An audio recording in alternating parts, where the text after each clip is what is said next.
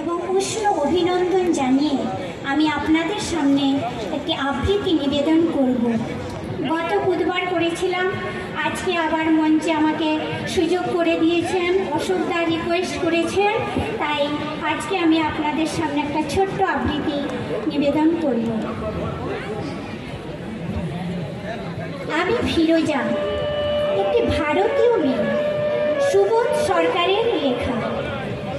হিন্দু ভারত, জৈন ভারত, বৌদ্ধ ভারত, খ্রিস্টান ভারত, এত বড় ভারতের মাঝখানে দাঁড়িয়ে আমি ফিরোজা, একটি ভারতীয় মেয়ে। আপনারা বলতে পারেন আমি কি দোষ করেছি? পৃথিবীর যে কোনো দেশে যে কোনো একটি মেয়ের মতো আমি একজনকে ভালোবেসেছিলাম। প্রথম যেদিন ওর চোখে চোখ পড়েছিল আমার, আমি জানতাম না ও কে। বিকেলবেলার কলেজ ক্যাম্পাসে যে আলো এসে পড়েছিল ওর চুলে, তার কোথাও লেখা ছিল না ওর ধর্ম।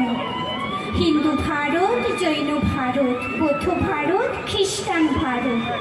আপনারা বলতে পারেন আমি কি দোষ করেছি?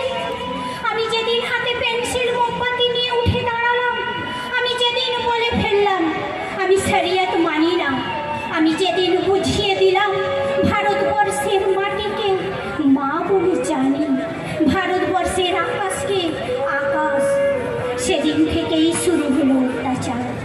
হিন্দু ভারত, জৈন ভারত, বৌদ্ধ ভারত, খ্রিস্টান ভারত। আপনারা বলতে পারেন আমি কি দোষ করেছি? ছেলেটা তো আপনাদের, সে কি দোষ করলো? আমাকে ভালোবাসায় তার দোষ?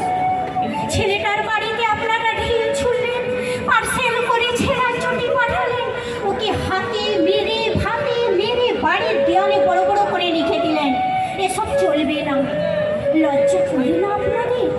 আপনারা এগিয়ে থাকা মানুষ, এমএ পাস, বিএ পাস, ডাক্তার, ইঞ্জিনিয়ার, আমলা, মাস্টার, আপনারা গণতন্ত্র নিয়ে ভাষণ দেন আর প্রয়োজন মতো গণতন্ত্রের ত্রুটি চেপে ধরেন। ঠিক আপনাদের। আমি কি ছোটবেলায় ভোরের আলোয় সরস্বতী পুজোর ফল কাটেনি?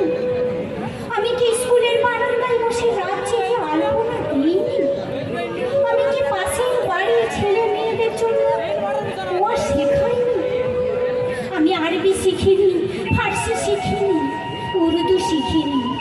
বাংলায় আমার ভাষা, এই ভাষা আমার ভাত, আমার রুটি, আমার চোখের কাজল, আমার পায়ের ঘুঙুর। এই ভাষা আমার গোপন চিঠি, যার অক্ষরে অক্ষরে লেগে আছে আমার চোখের জল। আমরা যেদিন বিয়ে করি সেদিন কফি হাউসে গিয়েছিলাম। ও সেদিন আমাকে ঝোলা ভর্তি করে রবীন্দ্রনাথ কিনে দিয়েছিল। হাওড়া স্টেশনে পৌঁছে কানে কানে রবীন্দ্রনাথ বলেছিলেন, ফিরোজা তুমি আমার মিনময়ী, তুমি আমার লাবণ্য, তুমি আমার সুচরিতা। সেদিন রাত্রে কি হয়েছিল আমি জানি না, কি ঘটেছিল ওদের বাড়িতে, কি ঘটেছিল ওদের পাড়ায়, কি করেছিল ওদের বাবা কাকা, সেটা আজও আমি জানি না।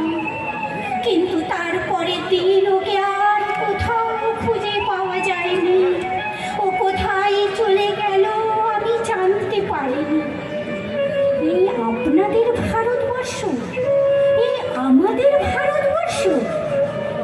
আমি একজন সাধারণ মেয়ে, অথচ বাড়িতে, পাড়ায়, পুজোর প্যান্ডেলে, বিয়ে বাড়িতে, অন্নপ্রাশনে আমাকে নিয়ে ফিসফাস। ডাক্তারের কাছে যাই ফিসফাস, কলেজে ঢুকি ফিসফাস, বাজারে যাই ফিসফাস, যে হাউসিংয়ে থাকি সেখানে চলতে থাকে অবিরাম লুকোচুরি। ওটা লুকোচুরি নয়, ওটা ফিসফাস নয়, ওটা আপনাদের গভীরে লুকিয়ে থাকা এক একটা সুপ্ত গুজরাট।